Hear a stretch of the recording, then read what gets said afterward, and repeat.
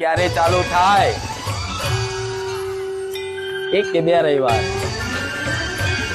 વ્યવસ્થા મારા સેવકોએ રાત દાડો ઉજાગરા કરી ભાવિક ભક્તો શાંતિથી બેહી શકે ને એવી વ્યવસ્થા કરી છે. તો એવી વ્યવસ્થા જો આટલો એમણે મહેનત કરી, એમણે ઉજાગરા કરી અને આટલી વ્યવસ્થા જાળવી હોય ને તો દરેક ભાવિક ભક્તોનું એટલું કર્તવ્ય બને છે કે બારેજા ધામ આવી અને સેવકોનો આદેશનું પાલન કરવું એ તમારું કર્તવ્ય બને, તમારું ધર્મ બને છે, એ તમારી ફરજ બને છે. એટલે બધાનો સાથ સહકાર હશે તો પહેલા જે રોનક હતી મારી ગાદીની એનાથી ભવ્ય અને દિવ્ય રોનક ના આવે તો સોલંકી પેઢીની બહુચર માતાનું